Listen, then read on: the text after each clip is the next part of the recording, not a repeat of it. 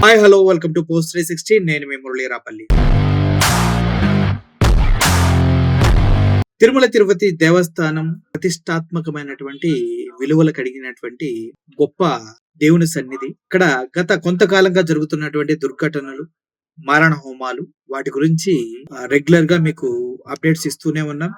చాలా మంది చనిపోయారు, చాలా మందికి యాక్సిడెంట్స్ అయినాయి. ఓ చిన్న బాలుడు కూడా తిరుపతిలో ఉన్నటువంటి ఒక పద్మావతి అనే వసతి గృహం పై నుంచి పడి చనిపోవడం జరిగింది. ఆ తర్వాత చాలా చాలా బ్లాక్ టికెట్లు అమ్మేయటం, 300 దర్శనం టికెట్లు ఇవన్నీ జరుగుతున్నాయి. అయితే ఈ రోజు జరిగింది మాత్రం చాలా చాలా పెద్ద తప్పే అని చెప్పాలి. చాకండి గారిని బాగా అవమానించి పంపించేశారు.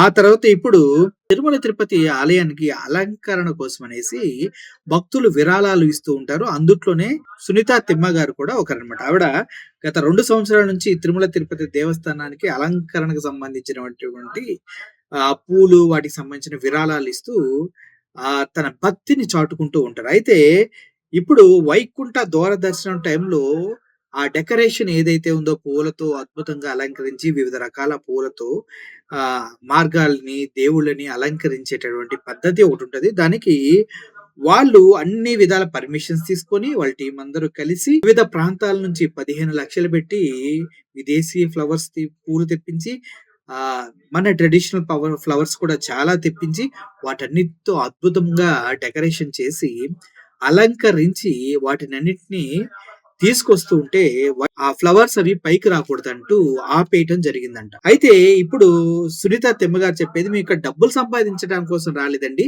3 నెలలకు ముందే మేము పర్మిషన్ తీసుకున్నాం. ఇక్కడ దేవుని సన్నిధిలో అలంకరణ చేయడానికి ఆమె డిజైనర్ ఇంకొక 5 డిజైనర్లు కలిసి అద్భుతమైన మాలలు అవన్నీ తయారు చేసి పెట్టాం. మీరు ఇప్పుడు వాటిని పైకి తీసుకోకుండా మార్గంలో ఆపేస్తే ఎట్టా అంటూ ఆవిడ బాధపడుతూ ఉన్నారు. This is not correct. ఎందుకంటే మేము 200 మంది ఉన్నాం. 200 మందికి మాకు పర్మిషన్ ఇచ్చారు. మాకు పర్మిషన్ ఇచ్చినట్టు ఇవిగోండి మా ఇంత ట్యాక్స్ వేసుకున్నారు. వాళ్ళకి పర్మిషన్ ఇచ్చినటువంటి ట్యాక్స్ ఇప్పుడు ఉన్న పలంగా మేము ఇంత దేవుని కోసం అత్యంత ప్రేమతో ఒక భక్తురాలుగా విరాళాలు ఇచ్చి పూలు సమకూర్చుకొని వివిధ ప్రాంతాల నుంచి మాలలు కట్టించి డిజైన్ చేసి వాటిని తీసుకొస్తే ఆయన లోపలికి రాకుండా బయటే ఆపేసి వాటిని పాడు చేశారు మీరు. ఇది కరెక్ట్ కాదంటూ ఆవిడ బాధపడుతూ చెప్తున్నారు. ఇది చిన్న విషయం కాదు. ఇది భక్తుల మనోభావాలకు సంబంధించిన విషయం. మీరు చాలా చాలా తప్పు చేస్తున్నారంటూ ఆవిడ బాధపడుతూ కనిపిస్తూ ఉంది. అసలు తిరుమల తిరుపతి దేవస్థానానికి విరాళాలు ఇచ్చే దాతలు చాలా మంది ఉంటారు. అందుట్లో చాలా తక్కువ మందికి మాత్రమే ఇటువంటి అదృష్టం దొరుకుతుంది. వైకుంఠ ఏకాదశిలో రోజు వైకుంఠ ద్వారాన్ని వాటినన్నిటిని అలంకరించటం, దానికి డిజైనర్స్ పెట్టి మళ్ళీ ఇలా రావాలి, ఇక్కడ విష్ణు చక్రాలు రావాలి, ఇలా అక్కడ వెంకటేశ్వర స్వామి విగ్రహం కిరీటం రావాలి, ఇలా ప్లాన్ చేసి అన్ని తయారు చేసిన తర్వాత మొత్తాన్ని పాడు చేశారనమాట వీళ్ళు. జరిగే అన్ని అనర్థాలే జరుగుతున్నాయి. ఎంత డబ్బు వేస్ట్, ఎంత మనుషులు భక్తులు ఎంత బాధపడుతూ ఉన్నారు. దొంగతనాలు జరుగుతున్నాయి. గోల్డ్ బిస్కెట్ పోయారు. ఇలా ఎంతకాలం పరాయి వ్యక్తులు వచ్చేసి టీటీడీలో కూర్చొని హుండీలో ఏ పడుతున్నాయి, విలువైన వస్తువులు ఏ పడుతున్నాయి అంటూ క్యాలిక్యులేట్ చేస్తున్నారంటూ ఇంకా అభియోగాలు ఉన్నాయి. ఓవరాల్ గా ఇదైతే చాలా తప్పు.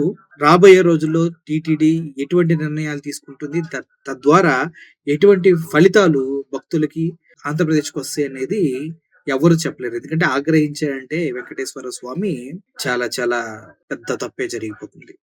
సో ఓవరాల్ గా కొద్దిగా ఒళ్ళు దగ్గర పెట్టుకుని అటు టీటీడీ గాని, ఇటు విజిలెన్స్ డిపార్ట్మెంట్స్ కానీ, అదేవిధంగా పోలీసులు కూడా ఉండాలనేసి మనసారా కోరుకుంటూ, ఎటువంటి తప్పు జరగకుండా భక్తుల మనోభావాలు దెబ్బతినకుండా ఎవరిని నొప్పించక అందరిని సమంగా ట్రీట్ చేసి దేవుని దర్శనం చేసి పంపించాలని, పర్మిషన్ ఉన్న వాళ్ళని కూడా ఇలా ఆపేయటం తప్పని ఇంకోసారి విన్నవించుకుంటూ సెలవు తీసుకుంటున్నాను.